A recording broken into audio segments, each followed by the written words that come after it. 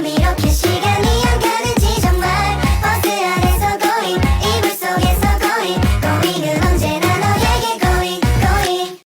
Di sini terdapat wadah bening dan berisi es batu yang sudah dipecahkan. Dan juga terdapat toples yang di dalamnya terdapat wadah berisikan air panas dan kopi. Kopi berperan sebagai tanah dan air panas berperan sebagai badan air.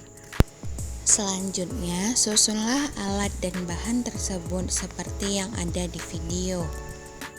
Proses pertama yang terjadi adalah proses penguapan evaporasi dan transpirasi, yaitu penguapan yang terjadi pada badan air dan penguapan yang terjadi oleh tumbuhan dan tanah.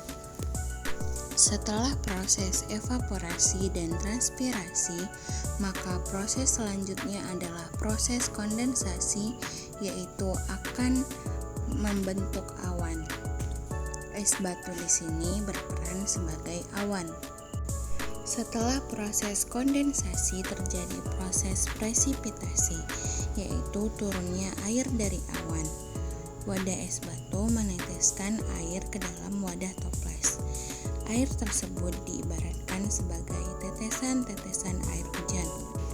Selain tetesan-tetesan air hujan, juga terdapat embun-embun di dinding toples. Setelah proses presipitasi terjadi proses infiltrasi, yaitu air akan menyerap ke tanah dan kembali ke badan air. Jadi, air-air yang menetes tadi akan kembali diserap oleh tanah dan kembali ke badan-badan air seperti danau, rawa, dan lainnya. Selanjutnya ada 3 jenis siklus air yang dibedakan berdasarkan panjang dan lama proses pergerakan molekul airnya.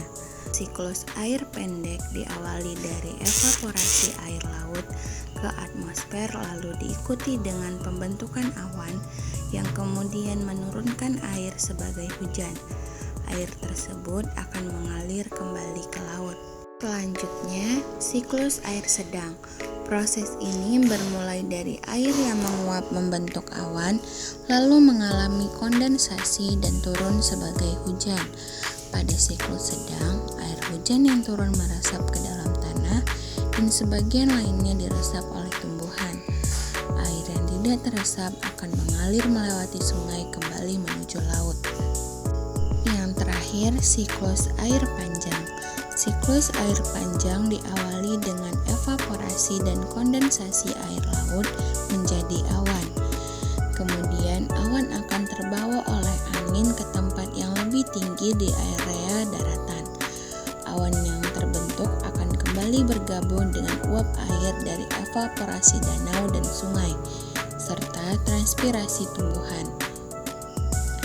Akibat pengaruh ketinggian, uap air mengenai lapisan udara dingin dan berubah menjadi salju, lalu turun dan membentuk bongkahan es di pegunungan tinggi. Bongkahan es akan meluncur ke tempat yang lebih rendah akibat gravitasi atau gleister. Gleister kemudian akan mencair dan mengalir melalui perairan darat menuju kembali ke laut.